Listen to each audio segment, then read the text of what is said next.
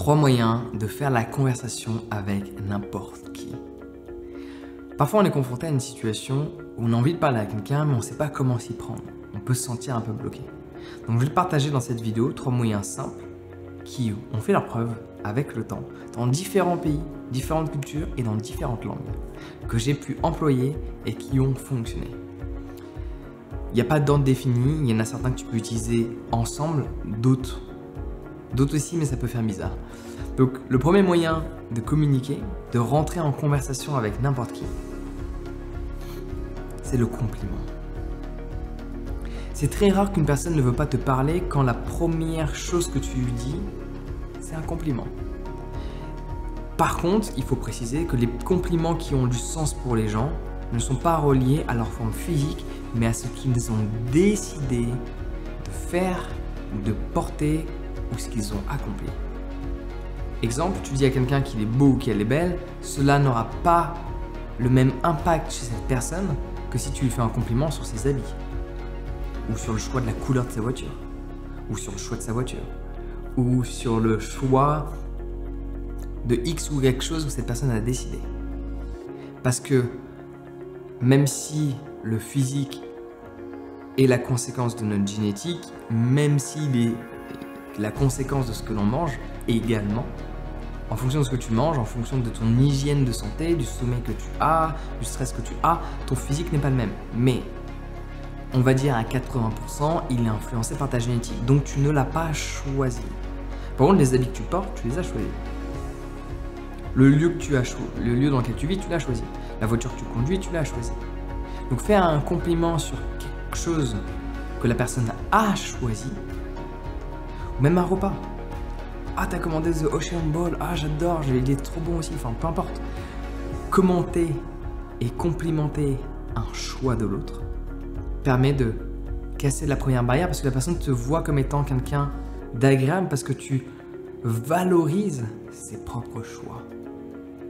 Et c'est super agréable quand quelqu'un valorise nos choix. Ouais. Donc, première méthode, le compliment. Et c'est quelque chose qui est utilisé, mais qui continue de fonctionner.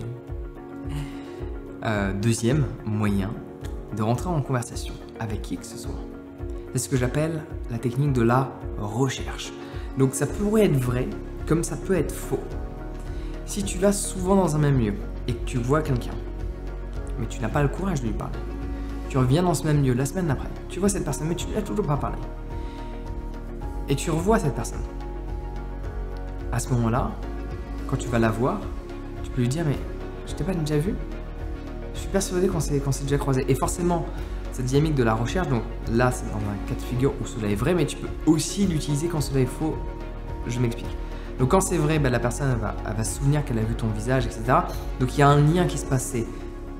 Je me souviens de toi égale je te connais. Bon, le cerveau fonctionne comme ça, il fonctionne de manière très simple. Ça ne veut pas dire que la conversation va se faire, mais au moins tu as le début de la conversation. Parce que forcément, si tu dis ça, ah t'es déjà venu ici, ok, ah tu viens ici tous les combien de temps, tu viens ici pour quelle raison, ceci, cela, parce que là on parle d'un lieu. Parce que forcément quand tu es dans un lieu spécifique, tel qu'un restaurant, un café, une bibliothèque, un parc, quel que soit le lieu, à partir du moment donné où tu actives la recherche de la personne, enfin qu'elle-même te recherche, elle se dit mais est-ce que je l'ai déjà vu ? Et dans la logique, si cela est vrai, que vous êtes déjà croisé une ou deux fois, il y a des chances que son subconscient se souvienne de ton visage. Parce qu'on a une capacité extraordinaire à se souvenir des visages, mais pourtant pas des prénoms. Ouais. C'est quoi mon prénom ? Ah, ça tu t'en souviens. Après, quand cela est faux, donc c'est une petite technique un peu mensongère, mais ça peut fonctionner aussi, en fonction surtout de ta physiologie. Si tu as un visage qui est un peu genre commun, ça peut fonctionner. Le visage commun, j'appelle ça avoir les lignes du visage que tu peux retrouver chez d'autres personnes. Soit la forme des yeux, le nez, la mâchoire. Évidemment, ça dépend des endroits de cette planète où tu te trouves. Il y a des endroits de cette planète, les gens ont un visage plus rond, d'autres ils ont un visage plus carré. Forcément, si tu corresponds à la population, cet élément de recherche, même s'il est faux dès le début, a plus de chances de fonctionner parce que la personne aura l'impression qu'elle t'a déjà croisé dans cet environnement parce que tu as les lignes du visage qui correspondent à la plupart des gens qui se trouvent dans ton environnement. Et donc, cette dynamique de recherche fait en sorte de créer déjà un rapprochement entre les deux personnes. Après, je peux te donner un petit bonus que tu peux faire. C'est aussi quand tu vois quelqu'un pour la deuxième ou troisième fois, tu peux très bien te développer cette propre règle et de la partager. C'est-à-dire la règle des 3 fois. C'est un petit bonus. La règle des 3 fois, c'est juste de se dire, bon, je l'ai vu une fois, je l'ai vu 2 fois, pour la 3e fois, je vais me présenter. Et tu vas voir la personne et tu te dis, ah, ben, je t'ai déjà vu plusieurs fois ici, peut-être t'as pas prêté attention. Mais voilà, j'ai cette règle, une sorte de règle sociale qui fait en sorte que je rencontre plein de gens extraordinaires et je suis persuadé que t'en fais partie en plus. C'est, dès que je vois quelqu'un pour la 3e fois, je vais me présenter, je vais essayer de voir qui est cette personne qui vient toujours croiser mon chemin. Tu vois, ça peut être quelque chose d'un peu fun comme ça peut être quelque chose d'un peu plus formel. Tu le dis avec tes propres mots, il faut que cela soit naturel. C'est pour cela qu'on en arrive à la 3e méthode qui est ma favorite. Qui est une méthode qui est peu utilisée et qui pourtant fonctionne. C'est hey, hey, ça va? Regarder, sourire et dire hey, et pas savoir ce que tu vas dire. Juste laisser les mots venir, juste laisser les mots s'exprimer, juste voir ce que cette rencontre peut apporter. Parce que tu peux utiliser toutes les techniques que tu veux, tu ne pourras pas forcer l'alchimie entre deux individus. Et cette alchimie, tu la trouves justement à travers le silence et le regard. Donc tout dépend avec qui tu veux parler, évidemment. Mais si tu veux parler avec une personne que tu sens un truc, ben, pas trop parler dès le début, accepter les moments de silence, juste regarder, c'est un moyen, regarder avec, pas admiration, mais regarder avec une certaine contemplation et une certaine neutralité en même temps, et un sourire communicant, et juste dire hey, et se présenter directement. Mais pas en mode les gens qui courent dans la rue en mode hey, salut, je t'ai vu, machin, ça fonctionne pas. Ça fonctionne pas sur le long terme en tout cas. Peut-être fonctionner sur le court terme en fonction de ta génétique, mais pas forcément sur le long terme pour développer des bonnes relations parce que c'est très space.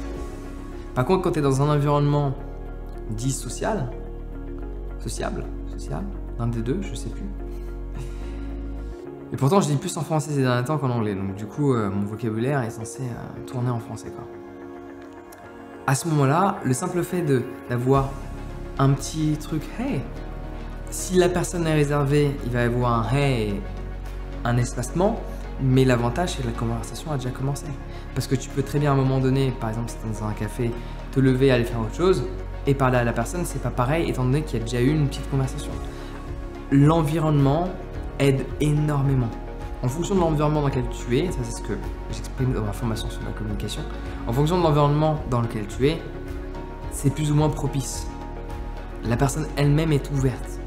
Après, il y a plein de signes à décoder pour voir si la personne est ouverte à communiquer. Est-ce qu'elle a des écouteurs, sa posture, etc. Ça n'empêche pas que tu peux communiquer, mais il y a des signes à capter chez l'autre qui montrent qu'une alchimie peut se créer ou pas. Parce que forcer une alchimie, ça se fait pas. L'alchimie, c'est quelque chose qui se fait. Tu ne le crées pas. Ça ne se fait pas, cela est. Ouais. Toi, tu ne le fais pas, mais cela se fait. Je sais pas si je suis clair dans mes explications. Ouais. Donc, il y a plein de choses à voir comme ça. Ma méthode préférée, c'est juste un petit smile, hey, et juste parler. Être naturel. Pas chercher quelle que soit la technique. C'est comme ça que tu fais les plus belles rencontres. Il faut juste que tu prennes confiance en toi pour réussir à te comporter ainsi. Donc je te mets ma formation sur la confiance en soi en description. Tu peux t'y inscrire dès maintenant, ça te permet d'oser juste regarder les gens, leur sourire, insister dans le regard pas trop longtemps et avoir assez confiance pour juste être toi. Être toi. Et quand tu es toi et que l'autre aime qui tu es, quelque chose de génial est en train de commencer. Donc prends confiance en toi aujourd'hui. Tu peux t'inscrire à ma formation sur la confiance en soi dans la description. Prends soin de toi et passe une excellente journée.